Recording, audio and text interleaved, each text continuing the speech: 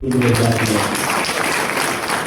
aujourd'hui, nous lançons un appel solennel aux nouvelles autorités à se tenir du pouvoir pour la nouvelle politique de l'emploi, pour qu'ils puissent au moins essayer, encore une fois de plus, d'apporter des solutions par rapport à cette situation, par rapport à ces collectifs des travailleurs et des victimes de la semaine, mais aussi à ceux qui ont eu à subir des licenciements et parfois des licenciements abusifs. Je rappelle que c'est des pères de famille. Et par rapport à ce travail, ils arrivent non seulement à prendre soin de leur famille, et à avoir de l'accomplissement, ce qui traduit pleinement la dignité humaine. Encore une fois de plus, le thème de ce forum n'est pas du tout anodin.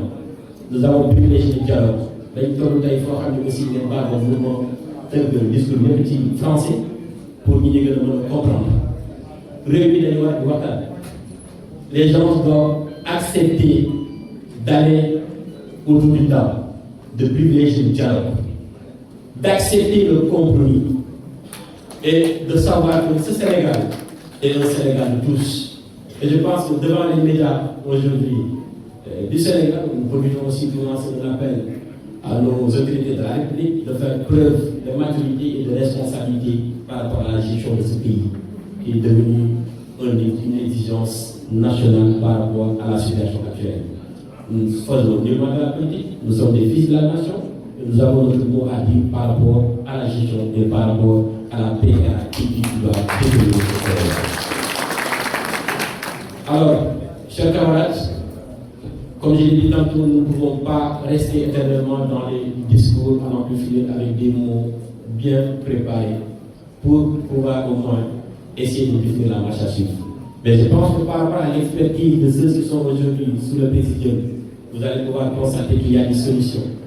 Il y a des solutions de pouvoir adapter la formation, de pouvoir adapter les curricula de la formation au marché du travail, de pouvoir savoir et comprendre qu'il ne s'agit pas d'être un agent dans les bureaux, dans les entreprises, pour pouvoir contribuer pleinement, non seulement au développement du Sénégal, mais pour avoir un accomplissement plein. Nous avons le secteur de l'élevage, nous avons le secteur agricole, nous avons le secteur, ceux qui sont dans le secteur informel et qui ne sont pas dans les entreprises agricoles, mais qui ont une grande contribution aujourd'hui pour le développement majeur de ce pays.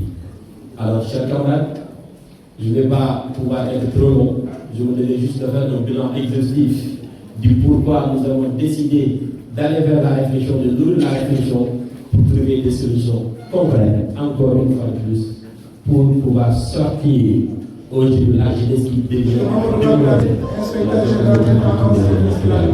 Nous sommes la force de formation. Nous sommes la force du monde. Et par rapport à cette force, nous avons tout à fait, on va une façon de développer du combat concernant ce monde. Alors, chers camarades, je vais vous remercier et le fait d'avoir voulu accepter l'invitation au mouvement national des jeunes de la CSA. Comme nous avons voulu, nous avons fait des personnes à sortir de ce flot. Comme pour être évident, quand vous imaginez que la plupart des gens qui sont dans l'emploi de nos partenaires, il y a de quoi ça il y a de quoi pour nous vaillants fils de la jeune très grand président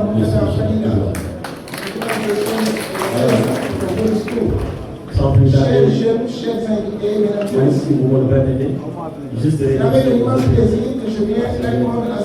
si on a pu réussir, on a eu des accompagnements. L'emploi des jeunes organisé par le mouvement national des jeunes financiers. Nous avons eu des nous avons eu des gens qui ont été des gens qui ont été nécessaires de pouvoir accompagner la jeunesse pour la parce que, à l'entendre de ce forum initié, c'est que nous appelons au forum tour, au plan de communication. Il constituait d'aller à la rencontre de ces autorités.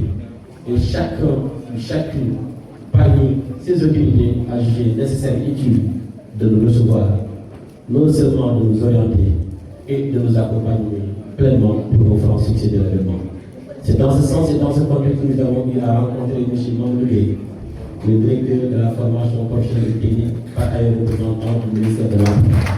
Nous vous remercions pour la disponibilité de part vous incarnez l'avenir et l'espoir de ce pays. Moi, je suis un homme qui privilège la reconnaissance. Et ici au Sénégal, en tant que Sénégalais, parfois nous manquons terriblement de reconnaissance vis-à-vis de nos bienfaiteurs. Alors, mon très cher ami, nos sincères remerciements au nom du mouvement national de grâce. Aussi, magnifier la disponibilité, la grandeur d'esprit de M. Maguette, honorable député. C'est un élément intellectuel qui est plutôt dans l'approche communautaire. Quand vous vous asseyez avec lui, quand il prend la parole, automatiquement vous constatez que ce n'est pas comme Fadila qui est là à vouloir utiliser les mots pour pouvoir enlever les gens, mais qui a de l'intelligence dans sa tête pour pouvoir développer la marche. Alors, honorable député, nous remercions par rapport à votre soutien. Remercier cher Ahmadou Bamba Gueye, Serigne Touba Khadimou Rassoul. Et avec vous, j'ai pu faire le constat. Au-delà de vos compétences intrinsèques, nous vous remercions aussi pour la disponibilité, pour le soutien au nom du ministère de l'Emploi et de la Formation professionnelle. Aussi remercier encore une fois de plus Madame la Présidente d'honneur, qui est par ailleurs la Présidente de l'Amicale des femmes de la Soleil. Et si vous êtes aujourd'hui la Présidente de l'Amicale des femmes de Soleil, vous connaissez, c'est une voix très compliquée. Donc, ce n'est pas du tout par hasard que vous avez été porté à la tête de cette association. Alors, merci encore une fois. Mais surtout aussi, remercier celui qui incarne le régulateur social de ce pays en ces temps extrêmement tendus entre les autorités étatiques et les populations du Sénégal. Monsieur le Président du Conseil du dialogue social, Monsieur Mamadou Lamine Dantec. Quand on a demandé à le recevoir, ce n'était pas évident. Néanmoins, nous nous avons automatiquement confirmé une audience pour nous recevoir dans ces locaux, nous accompagner de par l'esprit, nous accompagner de par les autres aspects que vous pouvez pleinement définir. Alors merci, M. Mamadou Lamine Dantec, pour votre présence, pour la disponibilité et nos sincères félicitations et remerciements au président Bassirou Diomaye Diakhar Faye. Je rappelle qu'il a fait ce qu'il devait nous recevoir, mais malheureusement, il a été hors du pays pour des exigences professionnelles. Alors, vous nous transmettez nos salutations au nom du mouvement national de génie, aussi au nom de la Confédération des syndicats du Sénégal.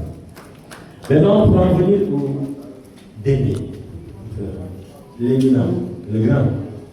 Parfois, quand je parle de lui, les gens vont attendre parce que je suis en train d'extrapoler. Mais comme je l'ai dit en tant que jeune, arrivé à un moment propice de notre vie, il nous fallait avoir quelqu'un qui allait pouvoir déterminer pleinement la route. Je ne dirais pas un leader. Donc, je l'ai dit tantôt, moi je ne fais plus de la politique, mais j'ai plutôt une guide.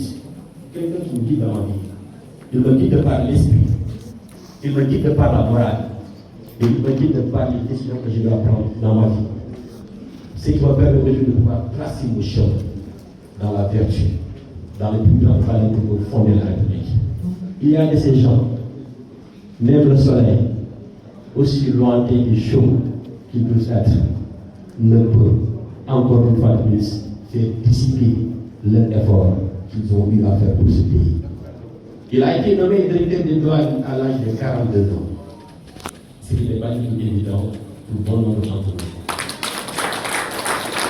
Bientôt, j'aurai 42 ans et je suis toujours agent de la Sénèque. À l'âge de 42 ans, il a su faire la différence. Et de 2007 à 2012, je pense que s'il était un politicien comme ceux qui sont aujourd'hui dans ce pays, il ne serait pas maintenu par son excellence, le président Macky Sall, qui a su le maintenir à son poste avant de faire de lui le ministre du budget. En ayant quitté le ministère du budget, ce que bon nombre d'entre nous ont pu prendre comme une sanction à la tête de la Sénèque, c'est avéré être comme l'un des moments les plus propices que le Sénégal n'a jamais connu. Parce qu'à ce moment précis en 2015, les Sénégalais ont complètement mis derrière eux les délestages interspécifiques. Sénégal, comme vous le pouvez voir en 2015, c'est parce qu'il y a eu des efforts colossaux qui ont été déployés. Je pense que ça va pas aller, il a su faire le nécessaire. Aujourd'hui, si nous avons un accomplissement plein dans notre vie, c'est grâce à ces efforts qu'il a su poser pour le Sénégal. En quittant la direction générale de la Sénélec, il a dit propulsé à la tête du ministère de l'énergie et du pétrole. Le modèle mondial, je vais te 400 millions d'euros parce que les contrats ont été braqués de la manière la plus transparente. Parce que un monsieur qui a su incarner et qui incarne toujours l'État du Sénégal dans sa globalité, qui incarne les valeurs qui doivent faire ce pays. En 2024, les gens croyaient que le Sénégal allait être mis sur le bras dessus, pratiquement tout le monde.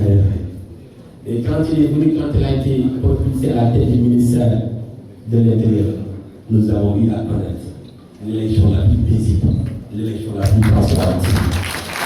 Et je pense que, encore une fois de plus, ce n'est pas du tout un discours de politicien, je verse dans la reconnaissance éternelle et absolue. Car je sais de parce que je parle pour des raisons que je ne suis révélé pas ici. Juste pour vous dire que ce grand monsieur, nous avons besoin de lui pour continuer à pouvoir avoir et prétendre souhaiter au Sénégal où il fera. Alors, monsieur le ministre, monsieur Mohamed Matar Cissé, standing ovation de ce grand monsieur. Pour ce que par le Sénégal, pour ce monsieur qui n'a jamais su ménager beaucoup d'efforts pour pouvoir le permettre aujourd'hui d'être ce besoin. Alors, si j'ai pris autant de temps pour parler de lui et pouvoir l'inviter et faire le parrain de cet événement, c'est parce que je sais que